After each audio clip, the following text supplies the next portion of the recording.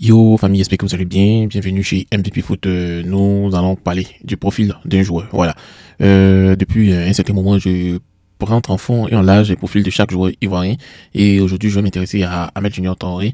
Le maître, c'est lui qu'on appelle Big Blue. Voilà. On va parler de lui. Vous allez vraiment connaître tout de lui, son point fort, son point faible, comment est-ce qu'il peut s'améliorer et patati patata. Voilà. Bon, Ahmed Junior Traoré est né le 16 février 2000 à Abidjan. Il s'est imposé dans les dernières années comme l'un des milieux offensifs les plus prometteurs de sa génération, surtout en Côte d'Ivoire. Voilà. Actuellement, il est prêté par Bournemouth à l'Ajax où il est en train de briller là-bas. Hein. Et on voit aussi qu'en sélection ivoirienne, il a 11 sélections, il a 2 buts. Et aussi qu'on a une véritable renaissance après des périodes très très difficiles. Voilà. On va faire le portrait de son talent. Et on sait qu'il a 25 ans, il a la fleur de son âge. Et pour un footballeur, il sait que c'est là maintenant. Il tend vers son sommet. Voilà, son sommet. Et là, il va vraiment exploser. Voilà. Bon, concernant son parcours, c'est un talent précoce. Voilà, il a fait preuve de résilience pour s'imposer au plus haut niveau. Il a été formé en Italie, à Empoli, sous les ordres de Roberto De Zerbi, à Sassuolo. C'est là-bas il a explosé. Voilà, il devient l'un des jeunes milieux de terrain les plus en vue des séries A. Il a une technique pure, une vision du jeu intéressante et ça a valu une réputation flatteuse en Italie. Après son passage en première ligue en Bournemouth, puis un prêt à Naples, c'est finalement à l'Ajax qui retrouve son meilleur niveau depuis 2024. La Ligue 1 semble parfaitement convenir à son style de jeu, comme en témoignent ses statistiques impressionnantes cette saison. Il a 10 buts en 23 matchs et ça fait de lui l'un des milieux de terrain les plus prolifiques du championnat français. Ahmed Junior Traoré m'avait dit que je suis un vrai numéro 10. Voilà. Donc, il revendique cette position de meneur de jeu qui correspond parfaitement à ses qualités. Il faut noter qu'il mesure 1m77 pour 69 kg. C'est un droitier et il a une très belle palette technique. Donc, ça fait de lui un joueur capable d'éliminer en 1 contre 1 et de créer des dangers dans les derniers mètres. Voilà.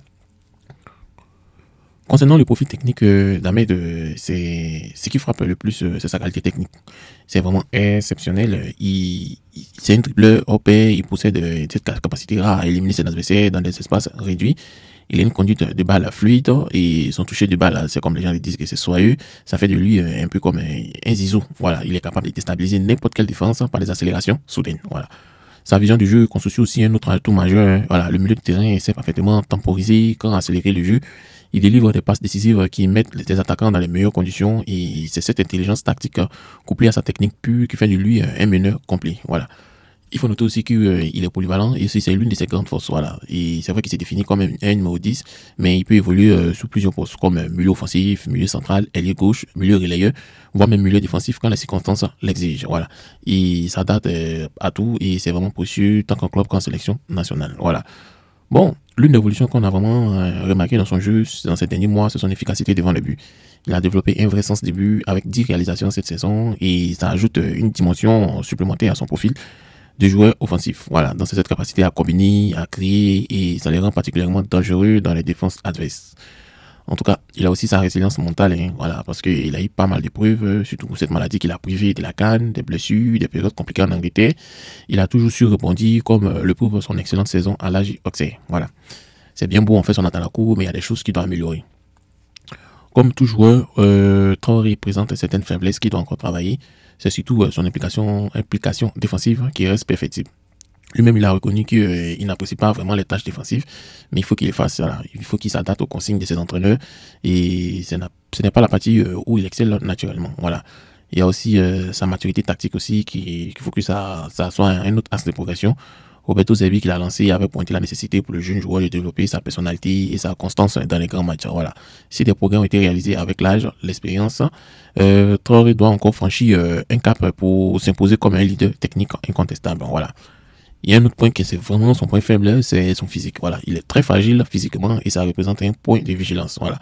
Il y a eu plusieurs blessures et plusieurs maladies qui ont émaillé sa carrière, notamment une blessure au pied lors de son passage à Bournemouth, une infection au paludisme et sa blessure à l'épaule aussi qui est présente actuellement. Donc cette situation du pépin physique, ça freine sa progression. Voilà, ça freine vraiment sa progression et ça pose question sur sa capacité à enchaîner les rencontres au plus haut niveau. Bon, en tout cas, l'autre point faible qu'on a observé, c'était son intégration en première ligue. Voilà. Il a rencontré des difficultés dans le championnat qui est très physique où l'intensité prime sur la technique pure. Donc, cette expérience anglaise l'a montré les limites actuelles de son jeu face à des adversaires particulièrement athlétiques. Voilà. Bon, c'est bien beau, on a parlé des côtés bons, les mauvais côtés aussi, mais bon, c'est un joueur qui est fait pour les systèmes offensifs. C'est un joueur qui sublime le dispositif offensif. Voilà. Ahmed s'épanouit particulièrement dans des systèmes qui valorisent la créativité et lui accordent une liberté offensive. Voilà, il y a le système 4-2-3-1 où c'est un schéma idéal qui lui permet d'évoluer en milieu axial où il peut orchestrer le jeu, il peut combiner avec les alliés, se projeter vers les buts adverses. Et à Auxerre, c'est dans le dispositif on voit qu'il est en train de parfaitement jouer son rôle. Voilà. On a aussi le 4-3-3, voilà, qui lui convient très bien, qu'il soit aligné en tant qu'ailier à gauche ou à droite ou en milieu relayeur. C'est à vocation offensive, il excelle aussi. Dans cette configuration, il peut exploiter les espaces entre les lignes, apporter du danger par des dribbles et des frappes. Il y a le 3-4-2-1 qui a été utilisé par Deserbi à Sassuolo. Ça constitue aussi une autre option intéressante. Ce système lui a permis de jouer en 10 aux côtés d'autres milieux offensifs. Et ça a maximisé ses capacités techniques tout en lui offrant une technique et des solutions de passe multiples. Voilà. Ça, c'est dans les systèmes qu'il est à l'aise et les systèmes qu'il est moins à l'aise. Le 4-4-2, voilà, il a plus de liberté avec un milieu offensif. C'est que pour un milieu offensif, c'est vraiment limité et ça limite considérablement son impact, d'autant plus qu'il doit assumer d'importantes tâches défensives. Voilà. On a aussi le 3-5-2 où des milieux essentiellement défensifs lui conviennent pas du tout. Voilà. Et s'il est placé en relayeur dans ce type de configuration, ses lacunes sans ballon sont exposées. Il perd une grande partie de son influence offensive. Voilà. Donc généralement, le système basé sur une intensité physique aussi constante et une pressing agressif ne met pas en valeur les qualités premières d'Ahmed. Voilà. Son passage difficile à Bournemouth a montré, hein, voilà, dans des contextes où le physique prime sur la technique, Ahmed ne peut pas exceller en fait. Voilà. Il semble être en décalage. On a bien parlé de tout ça, on rentre ici, on sort ici, mais qu'en est-il avec l'équipe nationale? Voilà.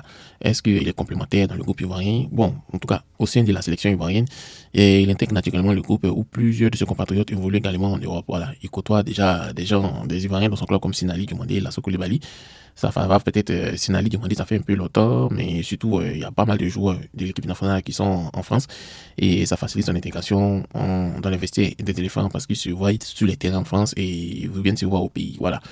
Il y a des attaquants comme Sébastien Haller ou Adenka. La créativité, les passes décisives peuvent créer une synergie productive, surtout pour Sébastien Haller ou Crasso ou Guessant. Voilà. Donc, AS qui réalise à Auxerre avec Lassine Sinayoko, il peut le réaliser parfaitement avec Haller. Voilà. Aux côtés des milieux de terrain en vocation défensive comme Franck Kessié ou Seko Fofana, il peut trouver un équilibre idéal. Les solidités, les capacités de récupération peuvent lui permettre de se concentrer sur son rôle offensif et libérer des contraintes défensives qui ne sont vraiment pas sa spécialité. Voilà. Il perd aussi des relations avec des défenseurs qui relancent proprement comme Senghor et Agbadou. Voilà. Il a déjà joué avec Senghor sous les ordres des Deserbi et il peut également créer une connexion avec ce joueur pour une construction dans le jeu ivoirien. Voilà, Agbadou, Ndika, on connaît tous les capacités de relance, ça peut vraiment aider Ahmed Traoré à se projeter rapidement en avance. Voilà. Sur le plan humain, il est calme, donc il apporte une dimension de leadership discret et les gens le considéraient comme grand frère. Voilà, c'est Lazare Magnan l'appelle tonton, voilà, l'autre on l'appelle grand frère. Donc les milieux offensifs, ils ont des surnoms. Voilà, il a une mentalité d'entraide imprégnée dans la culture ivoirienne qui renforce sa cohésion dans le groupe. Voilà. Qu'est-ce qu'il peut apporter à l'équipe nationale ivoirienne? Et bon, il représente une ressource précieuse à plusieurs titres que sa créativité offensive. C'est vraiment un atout majeur pour déstabiliser les défenses adverses. Voilà. Face à des équipes qui jouent bloc bas fréquemment, bon, Ahmed est très précieux. On l'a tous vu lorsqu'il était en forme avec Tonton Gassi où il était joker lorsqu'il rentrait, Ahmed marquait. Voilà. Le peu de temps qu'il jouait, il marquait les buts et ça montrait déjà son atout. Malheureusement, il y a eu, d'après les Ivoiriens, un bailli, une malchance qui a fait de sorte que Ahmed n'a pas été appelé pour la CAN en Côte d'Ivoire. Donc, ça a limité offensivement Tonton Gassé qui comptait si Atengra, Allais et Ahmed encore. Donc, vous voyez, voilà. En tout cas, son efficacité récemment démontrée que c'est ajoute aussi une menace directe qui peut s'avérer complémentaire. Il peut s'avérer complémentaire avec d'autres attaquants comme Allais. Guessend aussi, voilà, pour Crasso aussi, voilà, il a une polyvalence défensive et offensive qui élargit considérablement la palette technique à la disposition du sélectionneur Faye MS. Voilà. En tout cas, il offre des options variées, titulaire, meneur de jeu, joker, comme j'allais dire avec Tonton Gassi. Voilà. Donc, en cours, il peut rentrer, il peut s'adapter aux différents contextes du match. Voilà.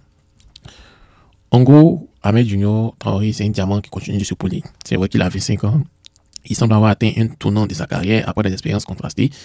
Il trouve que c'est un environnement idéal pour exprimer pleinement son talent.